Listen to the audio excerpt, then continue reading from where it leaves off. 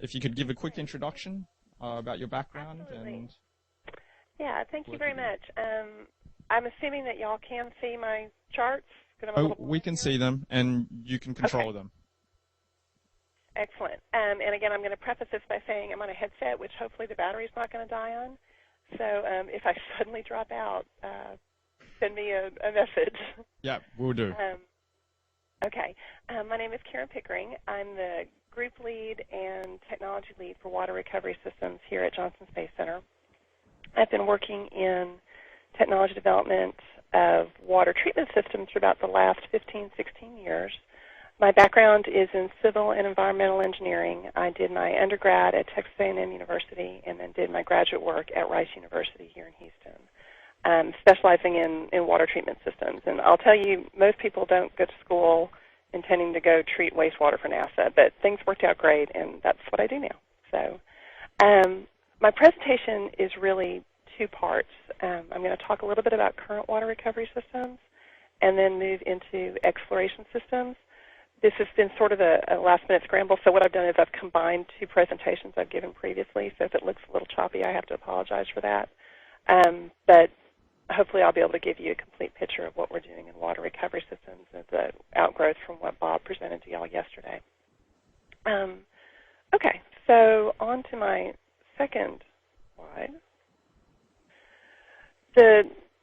Right now we have the International Space Station on orbit, and what I want to talk a little bit about are what are the sources of our potable water on Space Station, and how does the crew interface to water, and then how do we design our systems to minimize the risk to our crew.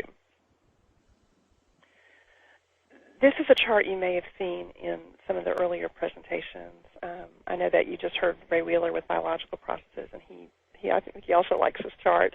But this gives you a sense of an integrated, what we call ECLSS, environmental control and life support system, with the crew in the center. And I always like this chart because it's got three little rats over on the side, as if it were the flight experiments we have. But in blue, you see the water recovery system going from wastewater to potable water and how the crew interfaces to that.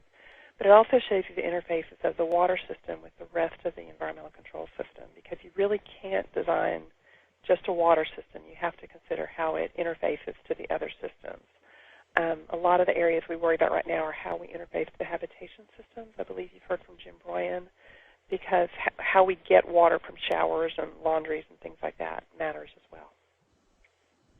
I always like to show this slide. It's the human life support requirements. This is my way of saying that water, of course, is the center of the universe.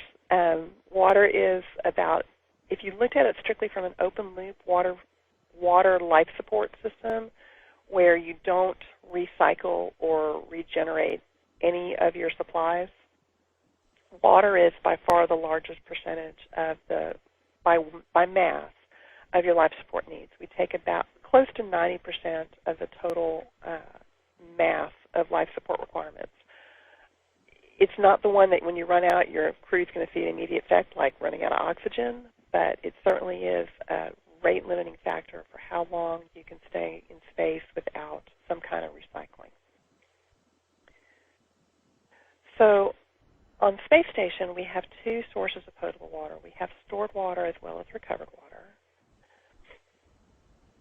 And up until we retired the space shuttle, we transferred a great deal of potable water from the space shuttle. The space shuttle, as Bob talked about in their history, made water through the use of fuel cells.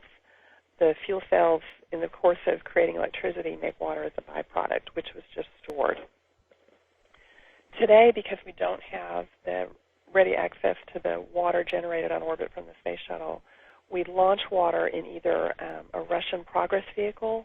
We can also launch water on the ATV, which is the European Space Agency cargo vehicle, and the HTV, which is the Japanese Space Agency's vehicle. So now we've supplied either tanks or big floppy bags full of water. This is one of the areas, and I love this photograph.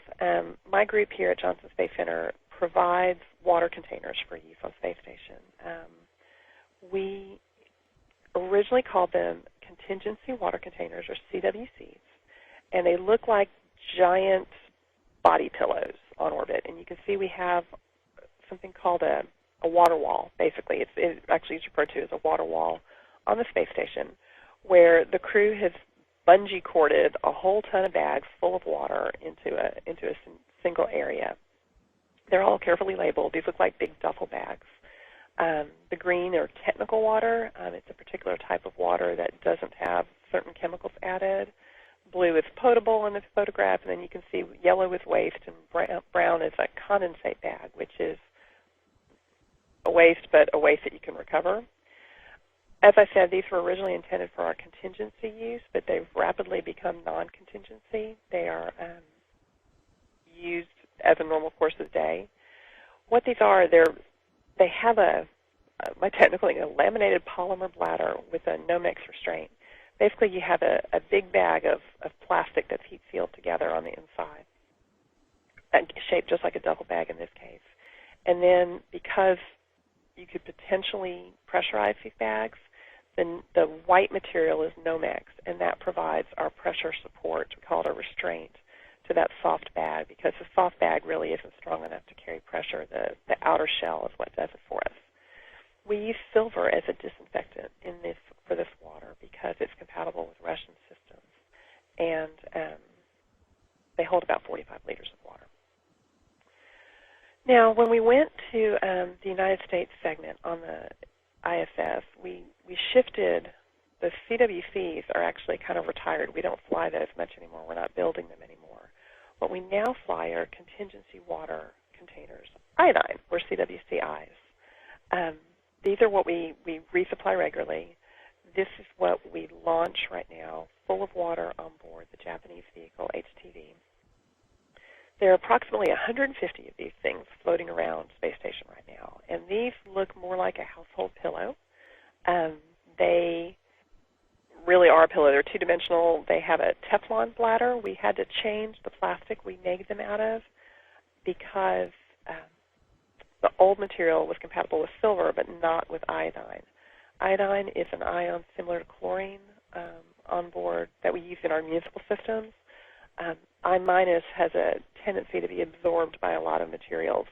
One of the few materials that is not absorbed by is Teflon. So we shifted to Teflon and built these more pillowcase-shaped restraints to hold them. So in this case, we use iodine, which is compatible with our U.S. water system, and they hold about 22 liters. They're half as big as our CWCs. That's because the company that makes these, the machining was just not practical above 22 liters. So that's why they're smaller. And now we have water walls full of these type of containers. And here we've got a picture of the crew on orbit working with the CWCI. You can kind of get a sense of the size of it. You can see there, we always tell them the handle on it is not really a handle. We've put soft straps on there to let them carry it. We don't want them to use that metal piece. That's where the connectors are. If you were to drag a CWC around using that kind of as a leash or your handle, the twist you would get on the fittings that attach that metal pipe to the bag can tend to tear. So we always tell them this is not a handle, and they're real good about not grabbing it now and twisting that. We are currently in the process, actually, with these CWCIs of building some, we call them modification kits. We're building some plastic brackets that the crew will be able to snap onto those bags to protect the places they're prone to break from twisting and breaking and getting caught on each other to try to prevent leakage on orbit. That's the one thing we do find with these water containers. They're very convenient. They're soft. They can be stored flat when they're empty. However, plastic does have a tendency to wear out and leak eventually. If you can imagine, you bring a goldfish home from the store in a Ziploc bag, but after a while you need to put that goldfish into a real bowl because eventually that bag will leak. And that's similar to how these bags are. They do have a limited life. They won't work indefinitely. Okay, so the interesting part on station is the recovered water side of things. The water requirements that's really interesting in the spacecraft water cycle is that they vary as missions mature. and our wastewater characteristics change. Right now on Space Station, we are recovering two sources of water. We're recovering humidity condensate, which makes about half of our wastewater. That comes from sweat generated by the crew that we capture from the air in the space station equivalent of the air conditioner, which, your air conditioner drips water. We capture that dripping on orbit and collect that as humidity condensate. So crew sweat, and then when the crew,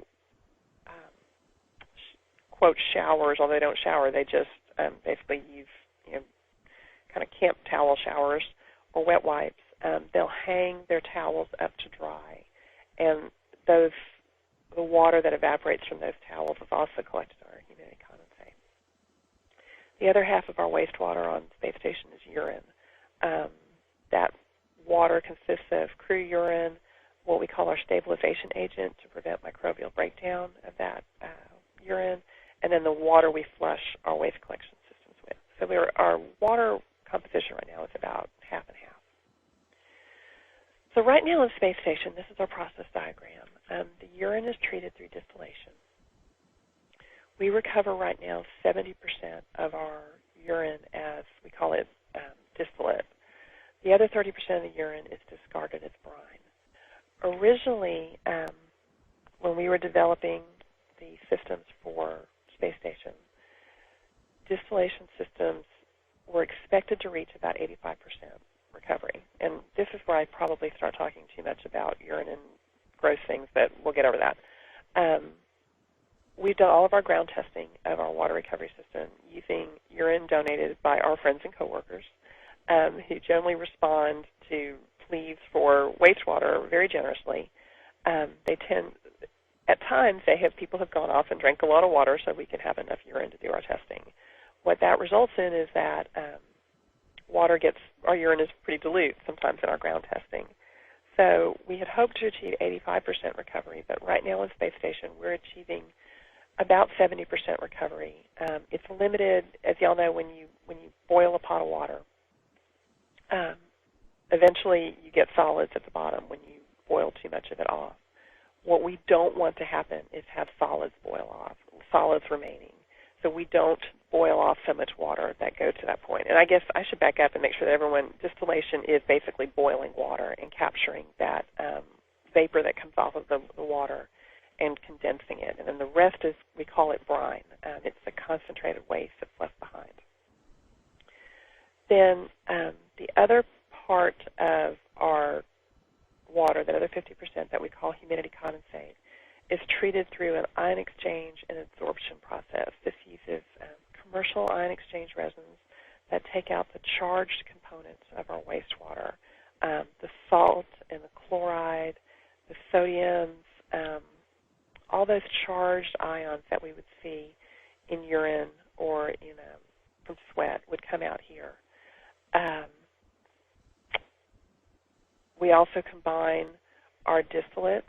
The 70% gets treated through this ion exchange absorption. The absorption is done using granular activated carbon. That is very good at removing organic contaminants, bigger molecules, things that ion exchange would not take up. For instance, if you were to somehow get a little bit of soap into your wastewater, the granular activated carbon could take that out. All the water is recovered through this ion exchange absorption process and goes through a catalytic oxidation process.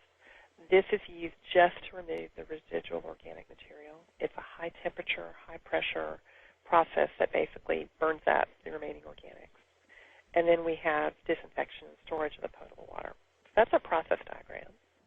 But let's look at what the hardware really looks like. I'm not even going to try and go through all these green arrows because they're pretty back and forth. This is what we call our Regenerative ECLSS hardware. This system was built at Marshall Space Flight Center, where Bob Agdigian is from, who presented to y'all yesterday. His team at Marshall built the hardware for Station. And we house the water recovery systems in what we call two racks that we keep everything in. And as you can see, it's incredibly densely packed. We replace things. You obviously can't get in there with your hands in microgravity and replace little parts. So we have really this all modularized where you replace a giant chunk. You can pull it out and replace an entire module of a piece of the system. For instance, hopefully y'all can see my mouse. Right here is our urine processor. You can see the urine processor comes in here. It's buried back in there, but that's what we call our distillation system. Coming out of here is the waste from our distillation system, and we have to discard that. That gets all stored, and right now on Space Station is not recovered. Then over here, these cylindrical circle things you see sitting up here, those are our ion exchange absorption racks. So you can see it's a pretty complex system. There's a lot of filter units designed for replacement and change out, a lot of electronics and a lot of cooling as well. We also interface over here to the oxygen generation system, the OGS, because the oxygen generation system on Space Station, of course, uses water to generate oxygen for the crew. I am not going to go through a lot of the details of the urine processor assembly, but this is the crew on orbit on a prior mission about a year and a half ago. We had a problem on the distillation assembly. It broke after about 3 months of operation because of that solids formation in the system. Because we're in microgravity, our solids, our particles, don't settle to the ground like they would on Earth. They continue to float around. They plug the small ports inside of that unit. So the crew was asked to change out that distillation assembly and install a new one, and that's the smiling, happy astronaut who was doing that task. Behind him, you can see some white bags in here. Those are the cargo bags we use to transfer a lot of cargo. Those are not water bags. They're called cargo transfer bags. And those are where his replacement parts are down there, and he returned that unit to the ground for refurbishment. That giant piece he has right here is what's called the distillation assembly. The way that works, instead of just having simply a pot of water boiling on the stove, the crew has this spinning drum, basically, that's at a vacuum. And y'all have all done the experiment where you put water in a bell jar and pull the pressure down closer to vacuum, and water boils really rapidly. That's essentially what's happening on Space Station. But instead of having our bell jar, we have this big cylindrical item. And due to the lack of gravity in space, the microgravity environment, we spin this pretty fast, which creates the force to stick the water to the walls and create our own little gravity system inside of there. That way we can manage the fluid. The water, the liquid water stays on the walls of that system as it spins, and the evaporating water gets drawn to the center and pulled off to be condensed outside of that distillation assembly. This is the entire water processor assembly. Again, I'm not going to really go through the details of this except to kind of walk you through the steps it takes. So we bring wastewater into a wastewater tank, and it looks like a big old tank. It's a cylindrical tank. Inside of that tank, though, is a metal bellows, because, again, the tank, if you just use a plain tank on orbit, the water and the air are going to mix and all slosh around, and you would not get water out of it. You would get a mixture of air and water. So instead of having a mixture, we have a bellows tank that's pressurized on one side, and that bellows expands back and forth with the water volume. Because it's hard to keep all the air out of the system, we have we call it a mostly liquid separator. That's really what we call it, because it is mostly liquid, and we pull a little bit of air off to go back to the cabin. We have a filter unit, and then here we go to those ion exchange absorption beds that you can see up here. Again, heat exchangers, these are the components. Excuse me. And then through another gas liquid separator and into that final oxidation reactor that removes the last of the organic material. We have a polishing bed at the very end. It's an ion exchange bed. Sometimes when you break down the last of the organics, you aren't able to oxidize it all the way to carbon dioxide. You leave some small charged alcohol-type compounds, small carbon chains, and we take those out here in that ion exchange bed. So those come out there, and we now have potable water. The advantage to this system, and it's really pretty elegant, this is high temperature. It runs at about 260 degrees Fahrenheit. But because we're above the boiling point of water, we keep it at pressure. But this has the effect basically of sterilizing our water. So any bacteria that might have made it through are killed at this point. And so we have sterile water downstream of this point. We go to a product water tank where we store our potable water, and we also have this microbial check valve that allows us to iodinate water for storage. Once we have potable water, we have to get that out to the crew. So we have what's called a potable water dispenser, and Jim may have talked this a little bit, but I'm also going to hit on it. This hardware was built at Johnson Space Center by a team that's just down the hall from me. It is basically the way you inject water into the crew's drink and food bags. And right there is where the needles are, and you've probably seen those silver drink bags that the crew has. That's how the water gets injected into that, through a needle right here. The crew can select the quantities of water to inject into whatever container they have. The key here, though, too, is that this system contains a deiodination filter.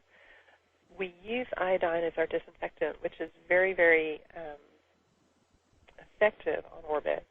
However, we had done some long-duration testing here in the late 90s at Johnson Space Center and discovered that even short-duration consumption of iodine ended up having some thyroid effects for the crew. So now we remove all of the iodine from the water before the crew consumes it to prevent any thyroid implications.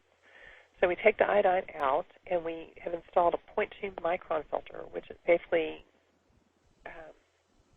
provides a sterile barrier for potable water at the outlet, so that we are ensuring that the crew has safe water to drink at that point.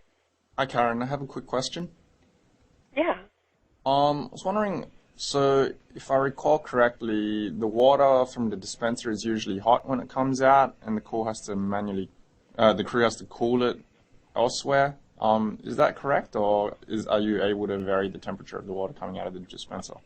On the PWD that we have right now, we can have ambient water, or we can there's cooler water and warmer water. There is, I'm trying to see if you can see it on this. There's a selection that allows them to pick the temperature of the water in this case.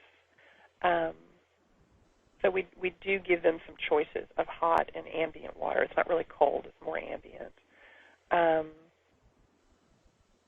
In future missions, we've discussed whether we'll have the capability to provide hot water. That'll be it's an energy cost. But in this case, we do provide hot water. I'm not sure if I do have a slide. Let me show you this.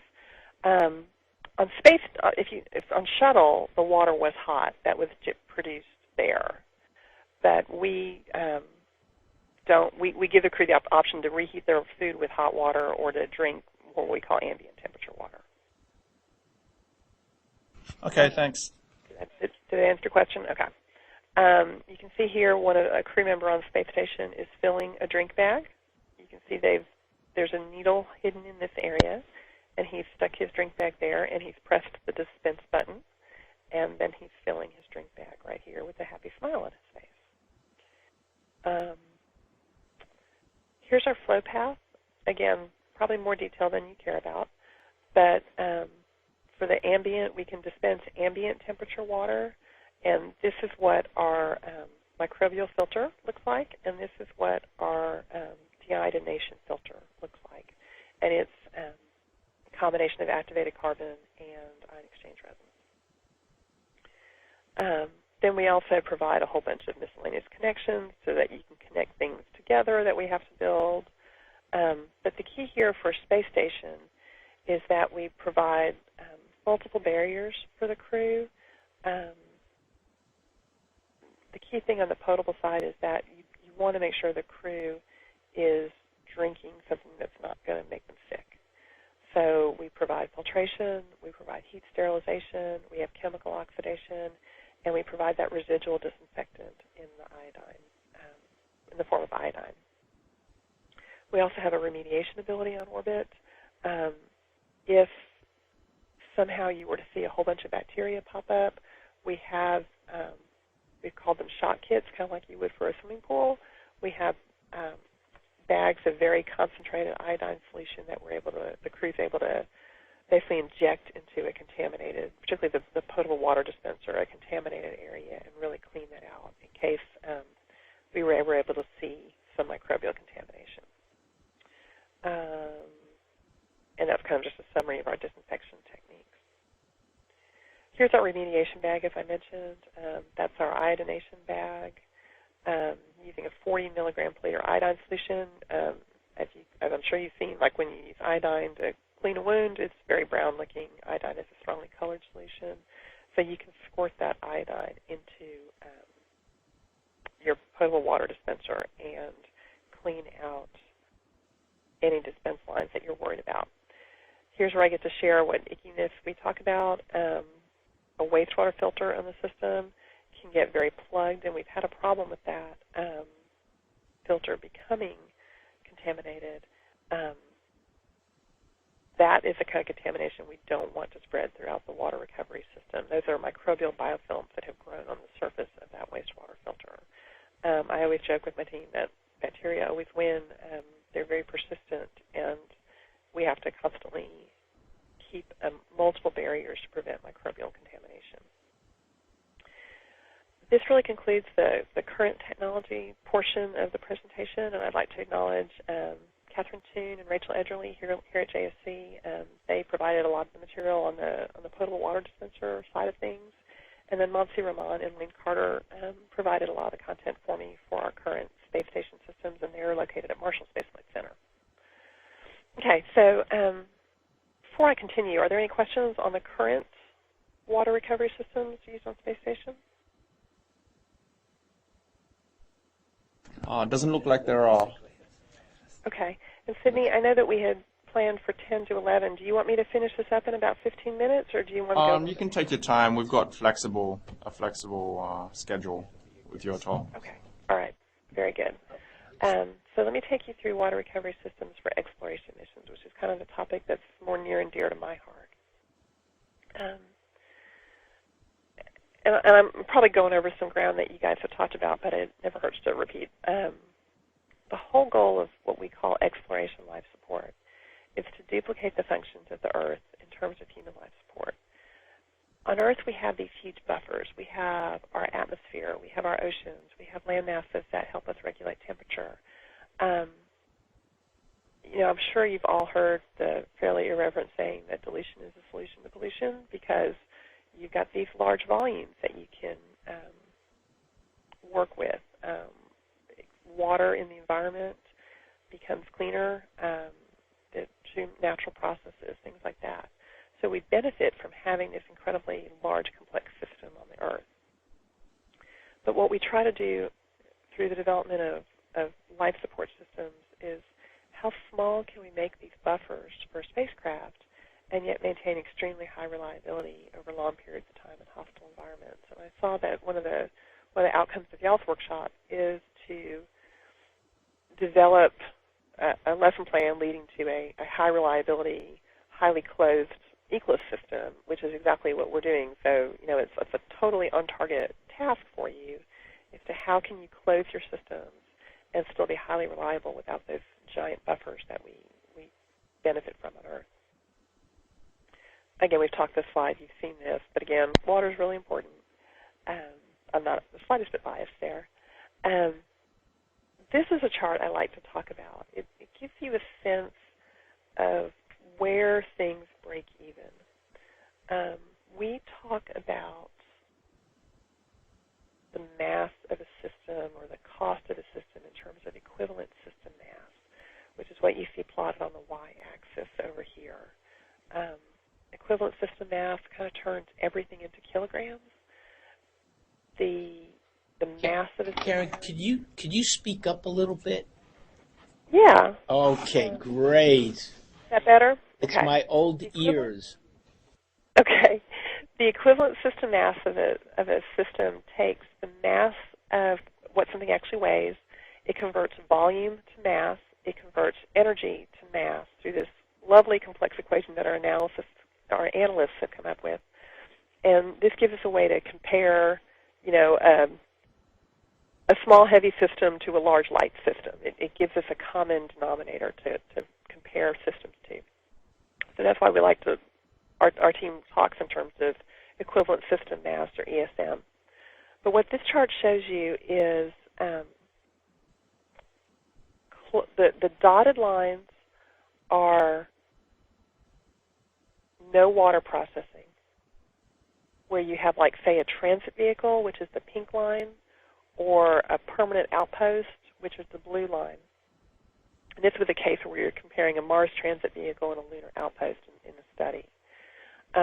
When you don't process water, you can see in the dotted lines right here that the cost of your mission just increases linearly as your duration goes up. You get very heavy very fast because you're replacing water rapidly. However, if you close your water system, you start seeing a break-even out around 50 days. When you start recovering, it starts making sense that you're going to have less mass when you get to about a 50-day mission duration. That's why for some of our short-duration missions that we're talking about right now, excuse me, when our crews are only gone for maybe 30 days, water processing doesn't really make sense. But when you start talking about extended missions, getting past into the 90-day range, well, now it makes sense to start closing your water processing cycle and recovering water. Hey, Karen. Yeah? I'm wondering, you know how when fuel becomes very expensive, all of a sudden we start thinking about conservation. We just retired the space shuttle. I'm wondering if you're seeing a resurgence in conservation now that we don't have that kind of resupply to space station. Right now on space station, the major water consumption is crew drinking. There's hygiene, but it doesn't take a whole lot of water.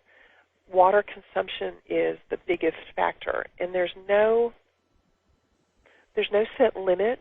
The medical community is what kind of governs water consumption, and we found that it's very highly crew specific.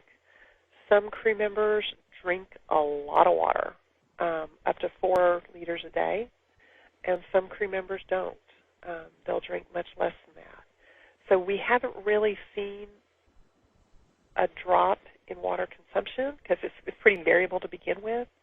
But there's no correlation right now to the ending of the shuttle program and water consumption. And I will tell you right now that's partly due to the fact that the perception, well, it's partly the fact that we let them drink whatever they need to drink, right? But the other part is that right now there is an incredible surplus of water on space station. It's hard to turn around without bumping into a water bag because the space station program made this tremendous effort to maximize water transfer before the shuttle retired. So they stuffed as much water as they possibly could into that vehicle as a risk mitigation in case the water recovery system broke. They wanted to be sure they had this huge buffer of water to get them through the repair stage.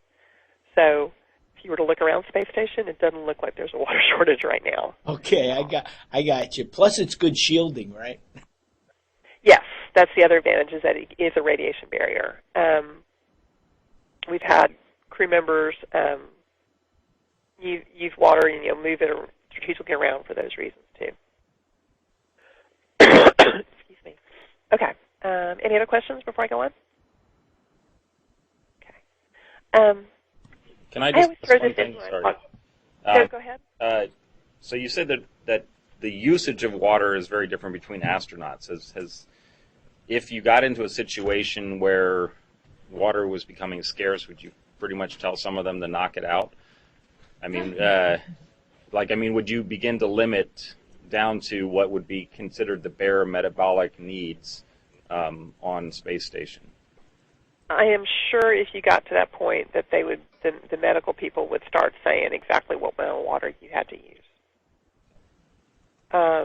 Right now, when you use the waste collection system, we have a flush cycle, so that takes water. There is a contingency waste collection system on orbit that you could use if the potties weren't working. So maybe you would go to a system where you wouldn't use the flush potty, you would use another system. I mean, I think if you get to the point where you're faced with there's no water left, you have to come home and deorbit, they would start taking those measures. I personally can't speak to what those exact contingency plans are. I'm sure they're out there, but that's not really my area.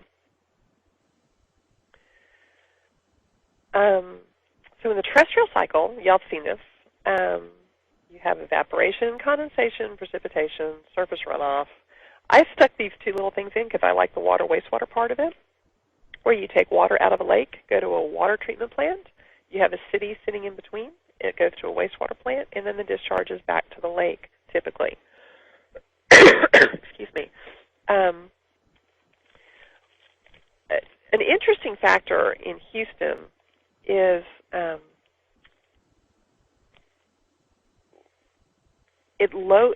in Houston in the summer, and I'm speaking because of my Southwest regional kind of thing here, we go through frequent droughts in the summer. And City of Houston gets its water from two watersheds, the Trinity River and the San Jacinto River, that both feed kind of into Houston. And in the case of the Trinity flows between the Dallas-Fort Worth area and Houston. At low flow periods in the middle of the summer, where you might be in a drought condition, over half the water in the Trinity River is discharged from the city of Dallas as wastewater plants. So while we don't do reuse of wastewater in the United States right now, we sort of are if you think about it, because cities upstream discharge their waste into their treated effluent, not their waste. Their treated effluent, which meets all of the EPA's requirements for effluent. And that flows downstream to the next municipality that's using that water source. So particularly in the case of surface water applications, you are doing a kind of indirect water reuse at certain parts of the year. So when you take this terrestrial water cycle and you condense it down to what a spacecraft does, we're doing the exact same thing. We have condensation, we have evaporation, we have precipitation. All that stuff happens in a spacecraft just in a really small cycle compared to what's happening on Earth. And I've mentioned this. I've kind of highlighted the water piece of that big integrated ecosystem. The interesting thing about water, and one thing I like about it, is that our water requirements vary as our missions mature and our wastewater characteristics change. Again, on space station, you're half humidity condensate and half urine. That's all you got. Just to compare us to the air system, it doesn't really matter if you're sitting on the surface of Mars or you're sitting on the space station, your metabolic needs for oxygen really aren't changing. However, I can envision if we're sitting on a surface of Mars, where we're going to be for perhaps a year and a half or longer, hopefully someday. Sorry, I'm getting over a cold. I'm coughing a little bit. I'm sorry about that. Our wastewater characteristics are going to change. I tell people regularly that if we think we're going to be on a planetary surface and the crew's not going to take a shower, we're fooling ourselves.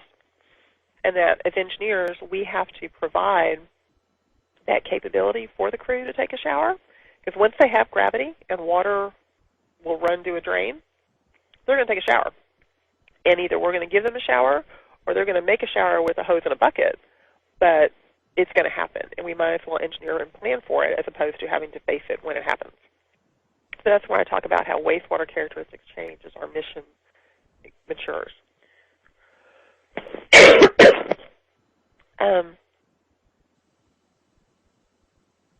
This gives you a sense of some of the missions we might be working on in the near future.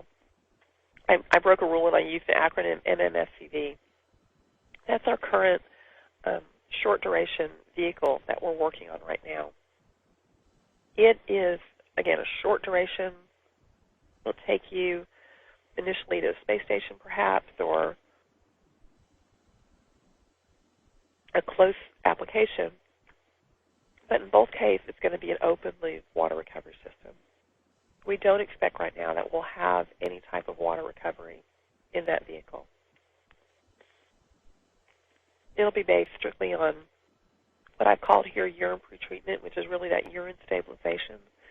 It's pretty critical so that we don't have breakdown of our waste products on orbit. If we're not going to treat them, we have to store them, and we really don't want them breaking down if we're storing them.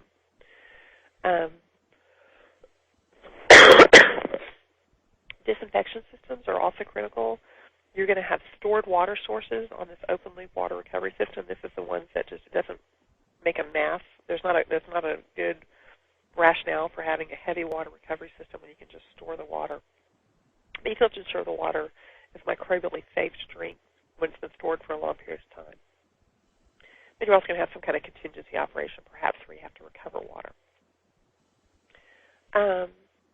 That mission will evolve perhaps to maybe a transit vehicle or some kind of shorter duration, maybe a lunar outpost where you're there for just 90 days, some sort of limited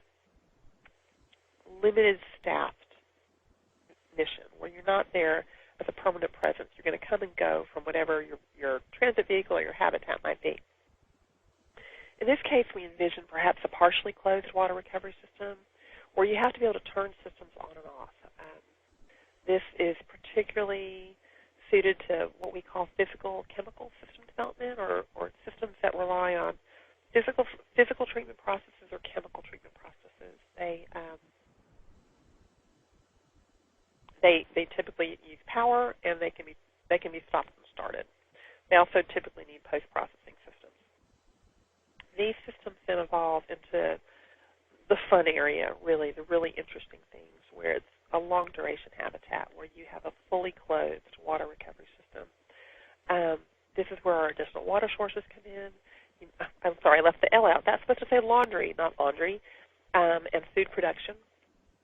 You know, for years we've talked about if you have this fully established, evolved habitat where you're growing biological processes like Ray Wheeler spoke with y'all about growing food sources, initially perhaps salad crops, but then perhaps moving into more of your closure on your food production side. If you grow peanuts or soybeans, you have to then turn that plant thing into food products. And who's going to clean the peanut butter maker or the tofu machine? So all of these the need for water grows as you make this highly evolved, closed environment. And the waste pieces change. Removing the oils from a peanut that are produced by peanuts that are left behind in peanut processing hardware is a very different thing than just removing the salt that comes from crew urine and sweat. So you get these complexities that change, and the water treatment processes that are most advantageous or suited change as well. It gives us more options for treatment technologies, some kind of attractive things like biological systems, things like that. This is a water quality comparison that I like to show up in these kind of presentations. What I've done is taken some data from an advanced plant, water treatment plant called Water Factory 21 that's out in California in Orange County. These are kind of some markers that we use for how we define water quality. The influent to this water reuse plant in California is treated waste from a wastewater plant. So it's taking treated effluent and looking at making water that meets potable quality. If you measure the total organic carbon of the water going into that system, that's how many milligrams of carbon there are in the system. It's about 10 milligrams per liter of carbon. Comparing that to what spacecraft wastewater is like that we're trying to turn back into potable water, we have 400 to 700 milligrams per liter of organic carbon in our waste. Another measure of kind of how contaminated water is chemical oxygen demand. That's how much oxygen it would take to break down all of the organic material in the water. The chemical oxygen demand of Water Factory 21 is about 39 milligrams per liter. Our chemical oxygen demand on the spacecraft is 1,400 to 3,000 milligrams per liter. pH is also very different. The pH is very neutral typically in most terrestrial plants, whereas on spacecraft, our influent pH, if we don't add a highly acidic agent to stabilize the wastewater, runs between 8.5 and 9, which is slightly basic. That's because urine breaks down when you don't stabilize it. The urea in urine turns into ammonia. We all know what that smells like. And that also, ammonia is basic and drives pH up. Conductivity isn't too different, but it's a little bit different. That's a measure of how salty the water is. And again, in total dissolved solids, they're fairly comparable too. This is the sodiums and the chlorides and the sulfates and things like that in our water. So those are on a comparable basis here. So as your students are designing reuse systems for spacecraft, kind of the guiding principles we go by is we, of course, want to minimize volume, mass, and power. We want to achieve high recovery of water. We really want to limit chemical additions and those what I would call non-regenerable components. On space station, the ion exchange and absorption section works very effectively. However, once it absorbs up to its full capacity, you have to throw it away. When those type of systems are used terrestrially, they can be regenerated. However, the complexity of regenerating it with very strong acids that are at high temperature for the carbon, it's hard to implement that on a spacecraft. So when I say non-regenerable components, those are things that you use and then have to throw away because they're exhausted. And then always the fun thing is gravity-independent operation. When you have a transit vehicle or going to an asteroid, your systems have to be compatible with microgravity. It's a challenge in terms of the liquid gas movement. You have to keep those things separate in microgravity. So just kind of some little cartoon pictures for you. Open loop systems, the guideline in our medical operations document that we designed to is 2.5 liters per person per day of water. Again, some crew drink more, some crew drink less, but on average we design to a use of 2.5 liters per person per day. We have potable water storage in our open loop systems. We provide that residual disinfection. Typically we're going to pass water through one of those 0.2 micron or smaller sterile filters that would just be a second barrier for microbial contamination. Crew uses the water to drink. We also flush our potties. In open loop systems, we're going to stabilize our urine, store our wastewater, and eventually throw things away. Another thing that we've talked about, and it's really some clever ideas, Michael Flynn, who was your original presenter today, has done some really interesting work on disposable water recovery systems that are there for some contingencies. If something really goes wrong, what can we do to keep the crew alive to get them home? So Michael's done some really interesting work in that field. I'm going to talk about that here in a minute. I have to show you all gross pictures, and it's really blurry, which is probably good, but if you can see, this is a valve we took out of one of our wastewater collection systems. Everything here, all that white stuff, is precipitation and bacteria that have all collected in our wastewater system. In our homes right now, your waste lines in the home that you live in is probably a 4-inch pipe in the walls of your home. On orbit, we have quarter-inch stainless steel lines. Keeping those lines clean is our big challenge and one of the worries we have. So when we stabilize wastewater, our goal is to prevent that biofilm development from bacteria from colonizing all those lines, and then to prevent precipitation in the waste collection system, because urine, sometimes solids in urine, tend to want to precipitate out. In terms of what we're working on in technology development, we're looking at lower toxicity stabilization systems. Right now, the chemicals used on space station are fairly toxic. Strong oxidizers, strong acids. We really want to reduce the toxicity of the components that are used there to reduce the hazard to both the crew and the ground processing team at Kennedy Space Center. We also would like this to be compatible with multiple technologies. If we're going to need to stabilize things to keep our wastewater collection lines clean, that technology needs to be compatible, whether we're going to use a biological treatment system or if we're going to use a distillation system or a membrane type system. This is some data that we took out of a study done here by a chemist on our team, looking at the maintenance of silver in water distribution systems. You can see how silver wants to.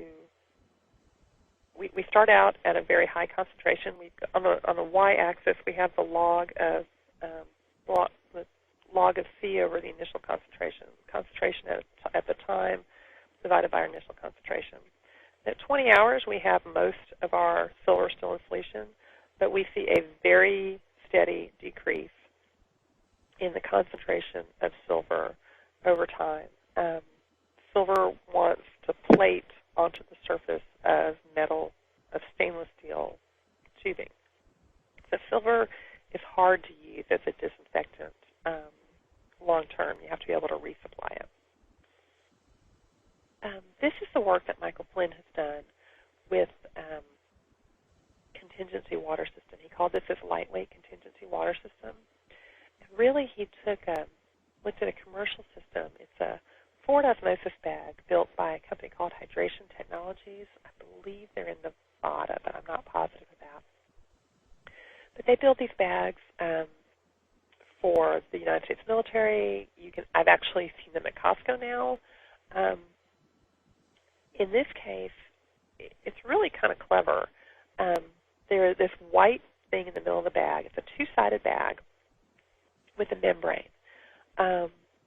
Commercially, if we were to go buy one, we would perhaps put lake water in on one side. And that membrane is going to allow water from the dirty side where you put your water in to go and transfer to this solution that's on the green side of that, the back side of that membrane.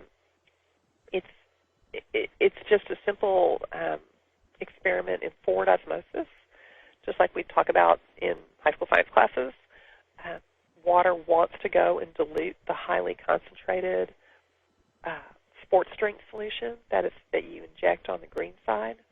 So the dirty water ends up, it's dirty, but it has a lower osmotic potential than this highly concentrated sports drink you put in here. So water flows across that barrier to dilute the sports drink, and then you can drink the Gatorade or whatever nutritional drink you end up designing to put on that side.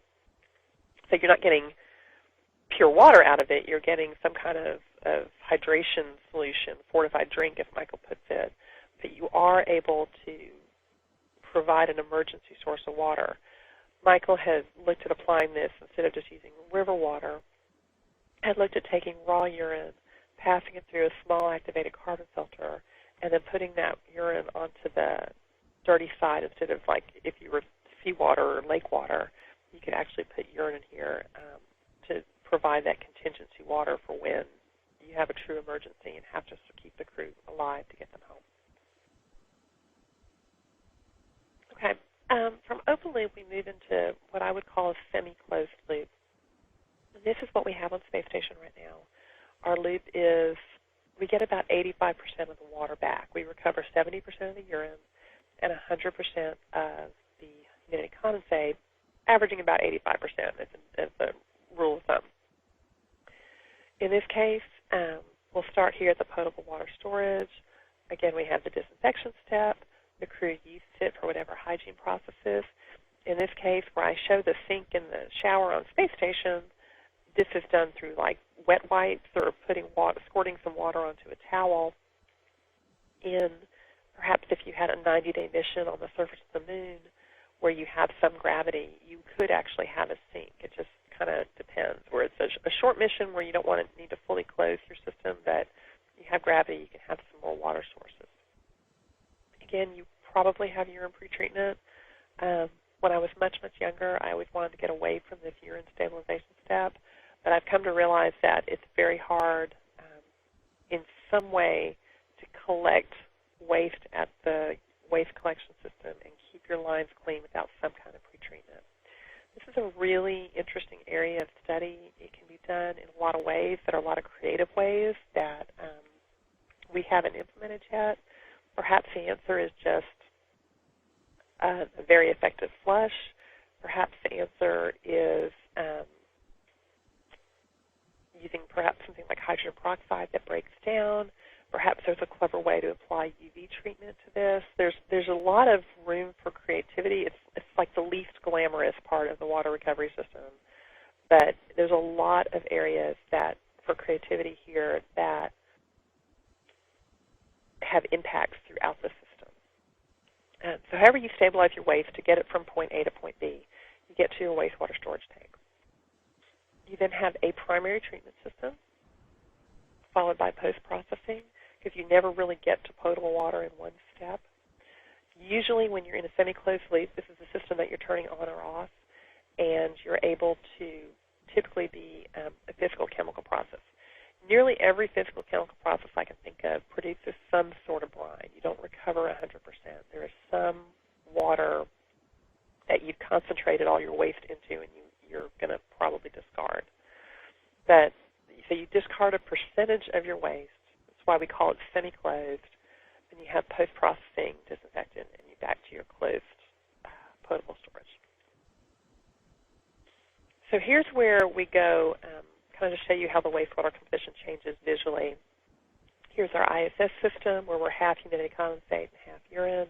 You have a very low pH. It's corrosive in this case because of what we use to stabilize our waste. And we have a very high calcium concentration because astronauts excrete more calcium because of microgravity and the bone loss. And we have this concentrated waste system over here. This is, as it transitions to that long-duration mission, we have a more complex wastewater. We want to go to a greener stabilization. We have surfactants now because we have showers, perhaps, and laboratory waste. So we're going to have personal care products in the waste stream that we didn't have before, like shampoo.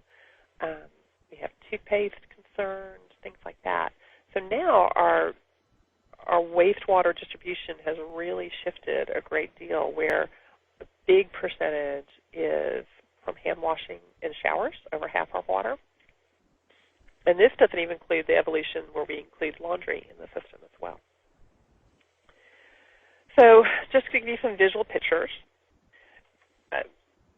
this is, let's just say, what wastewater looks like. It's kind of, there's no solids in this, which makes it prettier for you guys, but this is a mixture of what urine and humidity condensate would look like, kind of in a light yellow-colored wastewater. A distillate, if you're running a distillation system where you've essentially boiled your water, or if you have a membrane system where you've used pressure or concentration to treat waste across a membrane and essentially filter the water, you get a permeate across that membrane. You have a very clear, visually clear water.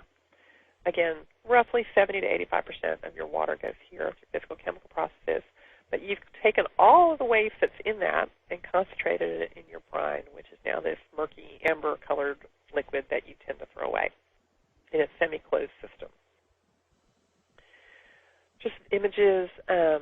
We have done work with forward and reverse osmosis systems. This system was built by a team out at Ames Research Center, Michael Flynn's team at Ames, and sent to Johnson Space Center for testing. That's a young woman on my team who is the project engineer for that system. We also have done some work looking at a different type of distillation system. This is a cascade distillation system, which has some energy efficiencies because it has multiple distillation chambers and recuperates some of the heat of condensation. So it has some energy efficiencies compared to the distillation system currently used on space stations. So again, back to our semi-closed loop that we saw here. We talk about post-processing systems. There's different ways to do this. Our catalytic oxidation that's currently used on space station uses catalyst beds, these little beads that typically have a noble metal, either platinum or palladium or ruthenium, on it. And that catalyzes some of these reactions that break down the organic materials at high temperatures.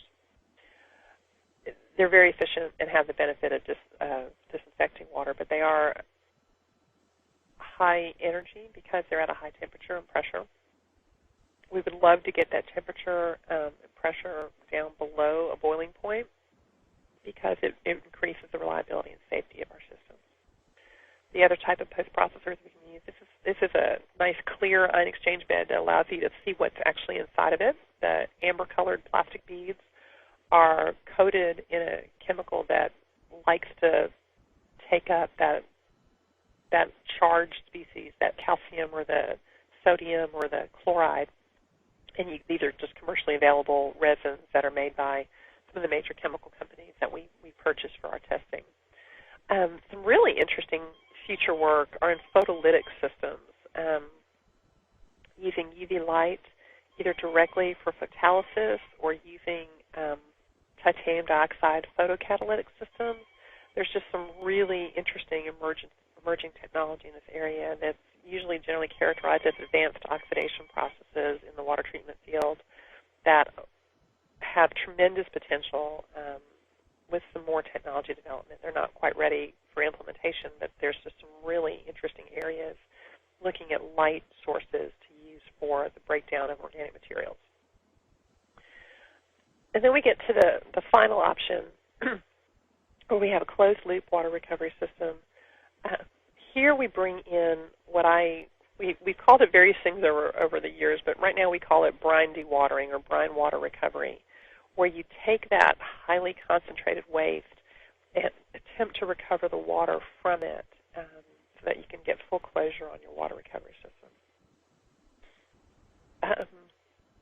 Other primary treatment systems now, when you talk about a closed-loop system, it brings up the potential for biological water recovery systems. I'll show you this wastewater looks a little different than that first one I showed you. You can see how turbid it is. The cloudiness is due to the presence of surfactants in the system. I'm sure y'all have all seen a soapy water, how it looks a little cloudy. That's what you see here, the suspended solids from those surfactant molecules from the soaps, shampoo, and things, personal care products. A biological system harnesses the power of bacteria, just like our terrestrial wastewater plants do, to let bacteria basically eat all the organics in the wastewater and turn it into something much cleaner than it started out. Right now, we have an advanced technology project looking at a biological treatment system that we're working with some engineers at Kennedy Space Center here at Johnson, as well as researchers at Texas Tech University, to design the next generation of this biological system. This picture shows you 3 different types of systems we have tested here at Johnson Space Center. Our newest ones are aerobic systems that use membrane tubes to aerate a closed system and keep the bacteria alive.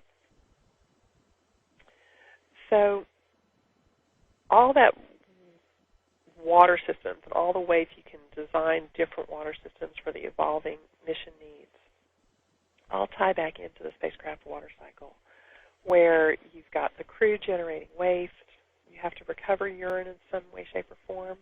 Perhaps you mix the urine with your wastewater from the hygiene systems coming in here. here we show it separate, but there's certainly a way to certainly mix it as well in your architecture. You have potable water processing. Product water is going to go to the oxygen generation, as well as back to the crew for use. The crew is breathing, making condensate that we have to process. So everything gets tied together in our wastewater system. Some interfaces to think about as we mature in our missions. Right now, water recovery is primarily working with air revitalization, connecting those two systems together. We also interface with habitability systems, but ultimately we'll interface with crop production systems, our solid waste systems, food production systems, as well as ISRU is in situ resource utilization. If we get to a exploration location where there is water present on the surface, it's unlikely that we would drink it directly from the recovered place. We would have to take that water that's recovered from the planetary surface and treat that as well before the crew would use it. So we have a lot of interfaces that bring us to a fully mature water recovery system for spacecraft. Again, as an overview, we go from a short duration, perhaps just a surface sorting mission, where you just have our contingency systems and ways just to keep the system going for your stored system. Lunar Outpost, which has to recover water, but be able to be turned on and off because that's going to be a shorter duration stay. Then we get into our extended bases and our permanent presence, where we have things like biological systems that become an option for wastewater treatment. And again, from closure, wastewater volume, and our wastewater sources are all increasing as we move across that spectrum. With that, that is the end of my very long presentation. I'm happy to take any questions that anyone might have. All right. I was wondering if you had, so let's suppose you found water on Mars, and probably it wouldn't be on the surface, but somehow you'd find some water on Mars. So you'd have to treat that as if it were wastewater in terms of, purifying it. Is that basically correct? Correct. That I would make the assumption that any water that you recovered through, getting it out of the rock or however you're going to do that, that's a byproduct of your fuel production, perhaps, would all go into the water treatment system before being consumed. Hi, Karen. I was wondering, so you spoke a little bit about the biological options. I was wondering if there was any work on hybrid physico-chemical biological type architectures where maybe the brine from a physico-chemical process could be treated using a biological process. We haven't looked at treating the brine in a biological process yet. The primary thing we're looking at right now is using the biological process as the primary treatment system. That gets rid of anywhere from 85 to 95% of the organic material. We can also use bacteria to take the ammonia that's generated from crew urine. In this case, we want that urea to break to ammonia. The ammonia can be through bacteria. There's bacteria called nitrifiers that use that ammonia as an energy source and turn it into nitrate, a different nitrogen form. You can then cycle that nitrate back around to the bacteria that break down the organic carbon, and instead of them using oxygen as their oxygen source, they can use that nitrate, which is NO3, and then you get nitrogen gas back off. So what I tell like fourth graders, and it just grosses them out, that you can, you're urinating and making urine, and you have this urea that breaks down to ammonia, that bacteria change back into nitrogen gas for you to breathe. So you can have urine one day and have breathing gas the next day if you design your system correctly.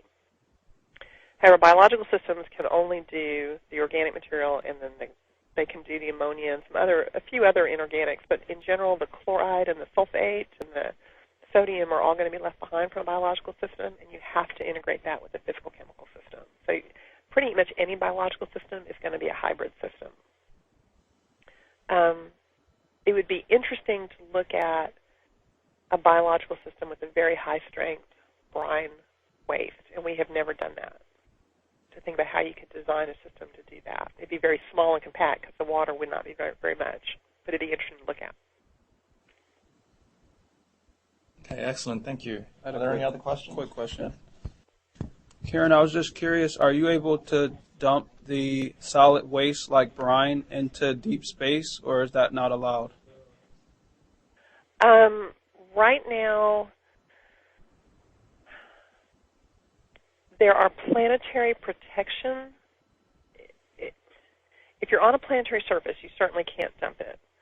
Right now on space station, there is no way to dump it.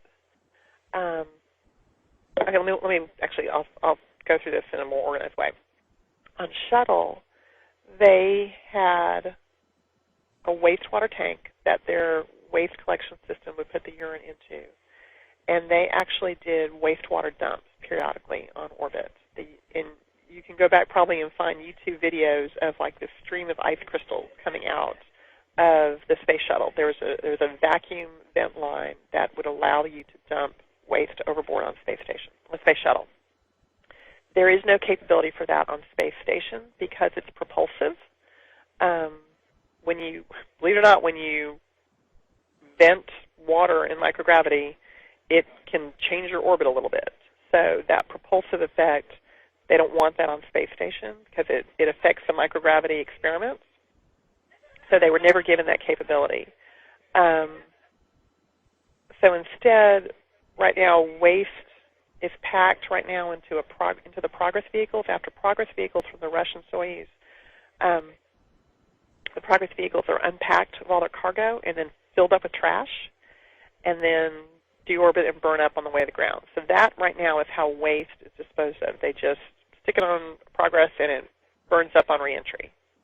As we went to a planetary surface, there are a lot of planetary protection policies in place that I'm not really an expert on, but I do know that we've talked a lot about how you would stabilize waste to store it and not have to dump it or leave it behind. Did that answer your question? Oh, that's very good. Thank you.